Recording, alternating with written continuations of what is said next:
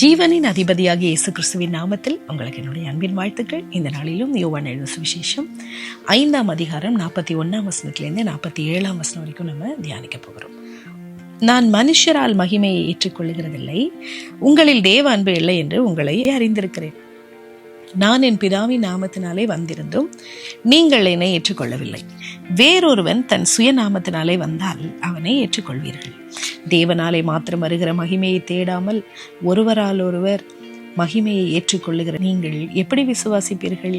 பிதாவிடத்தில் நான் உங்கள் மேல் குற்றம் சாட்டுவேன் என்று நினையாதிருங்கள். நீங்கள் நம்புகிற மோசையை உங்கள் மேல் குற்றம் சாட்டுவார். நீங்கள் மோசையை விசுவாசித்தீர்களானால் என்னையும் விசுவாசிப்பீர்கள். அவன் என்னை குறித்து எழுதியிருக்கிறானே, அவன் எழுதின வாக்கியங்களை நீங்கள் விசுவாசியாமல் இருந்தால் நான் சொல்லுகிற வசனங்களையும் எப்படி விசுவாசிப்பீர்கள் என்றார். எனக்கு அன்பானவர்களே, இயேசு கிறிஸ்து தன்னுடைய வாயினால் சொன்ன வார்த்தைகளை நம்ம தியானித்து கொண்டிருக்கிறோம். நேற்று தினத்தில் பார்த்தோம், நித்திய ஜீவனுக்கு உண்டாகும்படி நம்ம என்ன செய்யணும் அப்படின்றத பார்த்தோம். இன்றைக்கும் தொடர்ந்து இயேசு கிறிஸ்து சொல்கிறாரு, அவர் மனுஷரால் வர மகிமையை குறித்து சொல்லுகிறார். அநேக வேளைகளில் பாருங்கள், இயேசு கிறிஸ்து சொல்கிறாரு, நான் மனுஷரால் வர மகிமையை புகழை நான் ஏற்றுக்கொள்ளுகிறது இல்லை. ஏன்னா மனுஷன் புகழ்ந்தாலும் புகழனாலும் அதனால நம்மளுக்கு பலன் ஒன்றுமே கிடையாது. நாம் நம்முடைய வாழ்க்கையில் நாம் செய்த நன்மைக்கும் தீமைக்கும் ஏற்ற பலனை ஆண்டவர் அவர்களுக்கு அவர் வரும்பொழுது அவர்களோடு கூட அவர் தருவார் என்பதே வேத வசனத்தில் நம்ம வாசிக்கிறோம். நம்ம செய்கிற ஒவ்வொரு காரியத்தையும் மனுஷங்க பார்க்கலாம இருக்கலாம், ரெக்கக்னைஸ் பண்ணாமல் இருக்கலாம், நம்மளை அப்ரிஷியேட் பண்ணாமல் இருக்கலாம். ஆனால் ஆண்டவர் நம்முடைய ஒவ்வொரு காரியங்களையும் அவர் கவனித்து அறிகிறவராக இருக்கிறார். அதை நம்முடைய இருதயத்தில் எப்படிப்பட்ட இருதயத்தோடு செய்கிறோம் என்று பார்க்கிறாரு. அப்போ நாம உண்மையாக நம்முடைய உள்ளத்தின் ஆழத்திலிருந்து நம்முடைய இருதயம் ஆண்டவருக்கு முன்பாக இருந்தா போதும். நம்முடைய செய்கைகள் ஆண்டவர் புகழத்தக்கதாக இருந்தா போதும். மனுஷனால வர மகிமையை நான் தேடுறதே இல்லைன்னு இயேசு சொல்றாரு.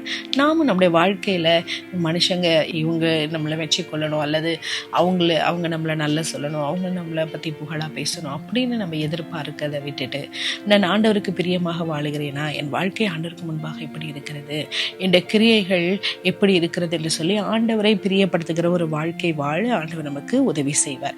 இயேசு சொல்றாரு, என் மேல நீங்க அன்பா இருக்கீங்களா? என் மேல இருக்கிற அன்பு உங்ககிட்ட இல்லையே. நான் பிதா தான் என்ன அனுப்பினாரு, பிதா நாமத்துல தான் நான் வந்திருக்கிறேன், ஆனா நீங்க என்னை ஏற்றுக்கொள்ளவில்லை என்று இயேசு கிறிஸ்து சொல்லுகிறார். பாருங்க, அப்போ இயேசு கிறிஸ்துவின் மேல அன்பு இருந்ததுன்னா, தேவனிடத்துல அன்பு இருந்ததுன்னா நம்ம எப்படி இருப்போம்? நாம உண்மையான விசுவாசத்தோடு கூட நம்ம கிறிஸ்துவில் நம்ம மகிழ்ச்சி கொள்ளும்படியாய், கிறிஸ்துவில் நம்ம மகிழும்படியாய், கிறிஸ்துவில் திருப்தி கொள்ளும்படியாய் நம்ம என்ன செய்வோம்? நம்ம எப்பொழுதுமே எதிர்பார்க்கிறவர்களாய் நம்ம இருப்போம். அது மாத்திரம் இல்லை, நம் தேவனிடத்தில் உண்மையாய் அன்புள்ளவர்களாய் இருந்தால் பிதாவின் சித்தத்தை செய்வோம், அவருடைய வழிகளில் நம்ம நடப்போம், அவருடைய தீர்மானங்கள், அவர் சொல்லுகிற காரியங்களுக்கு கீழ்ப்படிந்து நடப்போம், அவருடைய வார்த்தைகளுக்கு கீழ்ப்படிந்து, அவர் சொல்லுகிற காரியம் எப்படி? ஆண்டோட வார்த்தை தான், அந்த வார்த்தைக்கு கீழ்ப்படிந்து நடப்போம், அவரையே சார்ந்து கொண்டிருப்போம், அவரையே பற்றி கொண்டிருப்போம். அது மாத்திரம் இல்லை, அவரோடு கூட பேச உறவாட நம்ம நேரம் ஒதுக்கி அவருடைய சமூகத்தில் நம்ம காத்திருப்போம், நம்முடைய முழு இருதயத்தோடு அவரை சேவிப்போம்.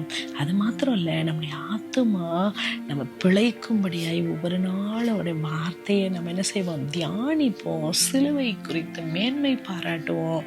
இதெல்லாம் நம்ம வாழ்க்கையில இல்லை அப்படின்னா நம்ம கிறிஸ்துவை நேசிக்கல, தேவனை நேசிக்கல, தேவன் நேசிக்கிற இருதயம் நம்மளுக்கு இருந்தால் கொடுக்கிறவர்களாக இருப்போம். அப்போது இந்த அடையாளங்கள்லாம் தேவன் மேலே நம்ம எவ்வளவு அன்பு வைத்திருக்கிறோம் என்பதை இங்கு குறிக்கிறது. அது மாத்திரம் இல்லை, பாருங்க, அப்போது இயேசு தெளிவாக சொல்லுகிறாரு, நான் பிதாவிடத்தில் உங்களை பற்றி நீங்கள் என்ன விசுவாசிக்கலை, நீங்கள் என்ன நம்பலை, நீங்கள் என்ன நேசிக்கலை, இப்படிப்பட்ட குறையெல்லாம் நான் பிதாவிடத்தில் போய் சொல்ல மாட்டேன். ஆனால் மோசே குற்றம் சாட்டுவானே, மோசே மனுஷன்தான், நான் அப்படி இல்லை, நான் பிதாவிடத்துலேருந்து வந்த தேவகுமாரன், நான் உங்களை பற்றி குற்றம் சாட்ட மாட்டேன். ஆனால் நீங்கள் என்னை விசுவாசிச்சிங்கன்னா, நீங்கள் என்னை விசுவாசிக்கணும். என்னை குறித்து மோசையே எழுதியிருக்காரு. ஸோ அப்போ நீங்கள் என்னை வாசிச்ச அந்த வசனங்களை விசுவாசிக்க வேண்டும். எழுதின வாக்கியங்கள் மேலே உங்கள் விசுவாசத்தை என் மீது வைங்க. அப்போது உங்கள் வாழ்க்கையில் ஆண்டவர் கிரியை செய்ய ஆரம்பிப்பார். எவ்வளோ ஒரு ஆழமான சத்தியத்தை இங்கு நம்ம பார்க்கிறோம். இயேசு கிறிஸ்து நம்மை தேடி வந்தார், நம்மை மீட்க வந்தார். தன்னைத்தானே அவர் என்ன செய்தார்? நமக்காக அர்ப்பணித்தார். அப்போது இயேசு கிறிஸ்துவ மேலே நம்முடைய விசுவாசத்தை வைத்தோம் என்றால் நம்ம விசுவாசத்தை வைத்தோமானால் அவர் நேசிக்கிறவர்களாக இருப்போம். எதை குறித்து நம்ம பயப்பட மாட்டோம். இப்போ இயேசு கிறிஸ்துவை நேசிக்காமல் அவர் மேலே விசுவாசம் வைக்கலன்னா என்ன நடக்கும்? நம்முடைய அன்பு அது வெறும் அன்பாக இருக்கும், மாயத்தோடு இருக்கிற அன்பாக இருக்கும். நம்மை குறித்து நம்ம பெருமை உள்ளவர்களாக இருப்போம். ஏன்னா கிறிஸ்துவை அறிகிற அறிவு நம்மளுக்கு தெரியல. இல்லை பிரியமானவர்களே, இன்றைக்கு நம்ம ஆராய்ந்து தியானித்த இந்த வசனத்தின்படி நாம் மனுஷன் மூலமாக வருகிற புகழையும் மகிமையும் நம்ம எதிர்பார்க்காம, அதை குறித்து மேன்மையும் அடையாம, என்னை குறித்து ஆண்டவர் என்ன சொல்லுகிறார், என்னை எப்பொழுதும் என்னை பார்த்து கொண்டிருக்கிற என் தேவன் என்னை குறித்து என்ன சொல்லுகிறார் என்பதில் நம்ம கவனமாக இருப்போம். அது மாத்திரமல்ல, நாம் பிதாவினிடத்தில் நம்ம அன்புள்ளவர்களாய், கிறிஸ்துவை நேசிக்கிறவர்களாய் நம்ம காணப்படுவோம். அவரோடு கூட நடக்கிற ஜீவியத்தில் உண்மையாய் அவரை நம்முடைய ஆக்ஷன் மூலமாக காண்பிக்க கர்த்தர் நமக்கு உதவி செய்யும்படி அவரை நோக்கி பார்ப்போமா?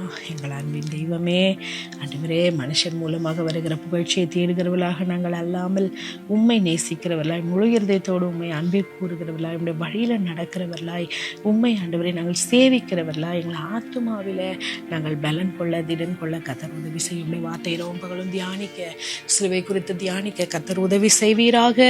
நீர் எங்களை பலப்படுத்தும்.